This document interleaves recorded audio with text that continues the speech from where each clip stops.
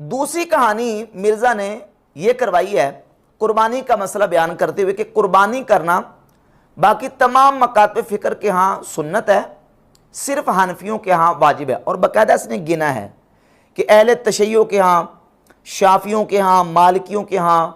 حنبلیوں کے ہاں، اہل حدیث کے ہاں قربانی کرنا سنت ہے، صرف اور صرف حنفیوں کے ہاں قربانی کرنا واجب ہے۔ اب یہ جو مرزا نے بات کی ہے یہ کتنی بڑی کہانی ہے، اس کا جواب دینے کے لیے میں آپ کے سامنے ابن تیمیہ کا مجموع الفتاوی اس کی جلد نمبر 23 صفحہ نمبر 162 اور 163 سے حوالہ پیش کرتا ہوں۔ ابن تیمیہ نے یہ ساری بحث ذکر کی اور بحث ذکر کرنے کے بعد لکھا ہے صفحہ 162 پہ وَأَمَّا الْأُضْحِيَّةُ فَالْأَظْهَرُ وُجُوبُهَا أَيْضًا، کہ باقی رہ گیا قربانی، تو ظاہر یہی ہے کہ قربانی کرنا واجب ہے، اور صفحہ 163 پہ لکھا ہے وَقَدْ خَرَجَ وُجُوبُهَا قَوْلًا فِي مذہب احمد، امام احمد ابن حنبل رحمۃ اللہ کا مذہب بھی یہی نکلتا ہے کہ قربانی واجب ہے، وَهُوَ قَوْلُ ابی حنیفہ تھا، اور امام ابو حنیفہ کا بھی یہی قول ہے، وَأَحَدُ الْقَوْلَيْنِ فِي مذہب مالک، اور امام مالک رحمۃ اللہ کا جو مذہب ہے اس میں سے ایک قول یہی ہے، او ظاہر مذہب مالک، یا یہ کہ امام مالک رحمۃ اللہ کا جو ظاہر مذہب ہے وہ بھی قربانی کے وجوب ہی کا ہے، تو قربانی کرنا واجب ہے۔ ابن تیمیہ نے تحقیق کر کے بتا دیا کہ امام مالک رحمۃ اللہ کے نزدیک، امام احمد بن حنبل رحمۃ اللہ کا جو موقف ہے اس میں ایک قول، اور امام اعظم ابو حنیفہ رحمۃ اللہ کا موقف، اور ابن تیمیہ نے اپنا مختار بھی یہ بتا دیا ہے کہ قربانی کرنا واجب ہے، اور غیر مقلدین وہابیوں کے علماء کے باقاعدہ بیانات موجود ہیں کہ جس میں وہ کھلے عام کہہ رہے ہیں کہ قربانی کرنا واجب ہے، اگرچہ سارے وہابی نہیں مانتے لیکن وہابیوں کے علماء بھی اس بات کو اب تسلیم کرنا شروع کر گئے کہ قربانی کرنا صاحب استطاعت پر واجب ہے، کیونکہ قربانی کے وجوب کے واضح دلائل موجود ہیں۔ اب مرزا جرمی نے صرف چونکہ حنفیوں کی مخالفت کرنی ہوتی ہے کہ کسی طریقے سے حنفیوں کا موقف جو ہے وہ صحیح ثابت نہ ہو جائے، تو اب اس کو جناب وہ دلائل کو تروڑ مروڑ کے اس نے پیش کرنے کی کوشش کی ہے، جبکہ بحمد تعالیٰ بالکل واضح قرآن و سنت سے اس پر دلائل موجود ہیں کہ قربانی صاحب استطاعت پر واجب ہے۔ سب سے پہلی دلیل قرآن مجید سے اللہ رب العزت نے سورہ کوثر میں ارشاد فرمایا فَصَلِّ لِرَبِّكَ وَانْحَرْ،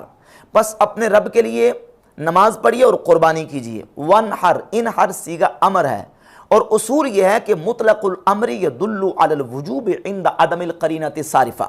جہاں مطلقاً امر آ جائے، حکم دیا جائے کسی کام کا، تو مطلقاً امر وجوب کا تقاضا کرتا ہے، وجوب پہ دلالت کرتا ہے، جبکہ قرینہ صارفہ موجود نہ ہو۔ قرینہ صارفہ اگر موجود نہیں ہے تو مطلقاً امر جہاں آئے گا وہ وجوب پر دلالت کرتا ہے، اور یہاں اس آیت میں صیغہ امر ہے، اور اس کے علاوہ قرآن مجید کے علاوہ احادیث سے طیبات بھی کتنی موجود ہیں جس میں صیغہ امر موجود ہے۔ مثلاً صحیح بخاری میں 5500 نمبر حدیث ہے، 5500، رسول اللہ صلی اللہ علیہ وآلہ وسلم نے فرمایا من ذبح قبل الصلاۃ فلیذبح مکانہ اخری، جو نماز عید پڑھنے سے پہلے قربانی کر لے اسے چاہیے، فلیذبح، یہ بھی صیغہ امر ہے، اسے چاہیے کہ وہ اس کی جگہ پہ دوسری قربانی کرے، دوسرا جانور ذبح کرے۔ یہ صیغہ امر نے بتا دیا کہ قربانی جو ہے وہ صرف محض سنت اور مستحب نہیں ہے، بلکہ قربانی کرنا صاحب استطاعت پر واجب ہے۔ سنن ابن ماجہ میں 3123 نمبر اور مستدرک حاکم میں 7727 نمبر حدیث ہے، امام حاکم نے، امام ذہبی نے اس کو صحیح قرار دیا، من وجد سعۃ فلم یضحی فلا یقربن مصلانا، اور دوسری حدیث میں لفظ یہ ہے من کان لہ سعہ، جس کے پاس وسعت ہو، گنجائش ہو، اور جو وسعت اور گنجائش، جس کے پاس وسعت ہو، گنجائش ہو، اور جو وسعت اور گنجائش پائے یعنی صاحب استطاعت ہو، اور اس کے باوجود وہ قربانی نہ کرے تو وہ ہماری عیدگاہ کے قریب نہ آئے۔ رسول اللہ صلی اللہ علیہ وآلہ وسلم نے استطاعت کے باوجود قربانی نہ کرنے والے کے بارے میں یہ وعید ارشاد فرمائی ہے کہ جو استطاعت کے باوجود قربانی نہیں کرتا وہ ہماری عیدگاہ کے قریب نہ آئے۔ سنن ابی داؤد میں امام ابو داؤد نے باب قائم کیا ہے، اور اس کا نام یہ ہے کہ باب ما جاء فی ایجاب الاضاحی، قربانیوں کے واجب ہونے کا بیان، اور قربانی کے واجب ہونے کا بیان اس کے تحت حدیث لے کے 2788 نمبر حدیث ہے کہ رسول اللہ صلی اللہ علیہ وآلہ وسلم نے فرمایا یا ایھا الناس ان علی کل اہل بیت فی کل عام اضحیہ و عطیہ، اے لوگو ہر گھر والوں پر سال میں ایک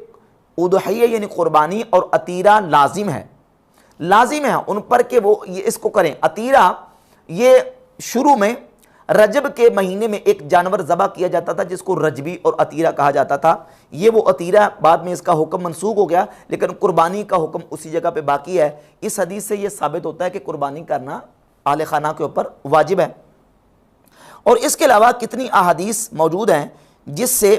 اس بات کی وضاحت ہوتی ہے کہ قربانی کرنا صاحب استطاعت پر واجب ہے۔ اور پھر جس انداز سے قربانی کے جانور کے اوصاف اہتمام کے ساتھ بیان کیے گیا ہے کہ اس میں یہ عیب نہ ہو، یہ نہ ہو، یہ نہ ہو، یہ ساری چیزیں ڈیٹیل کے ساتھ بیان کرنا اس بات کا بالکل بین اور واضح ثبوت ہے کہ قربانی کرنا صاحب استطاعت پر واجب ہے۔ اگر محض مستحب یا صرف سنت ہوتا تو اس قدر اس کا اہتمام اور جانور کے اوصاف بیان نہ کیے جاتے۔ یہ پورے اوصاف بیان کرنا بھی ایک گویا کہ اس کے اوپر دلالت کرتا ہے کہ قربانی واجب ہے۔ بحمد تعالیٰ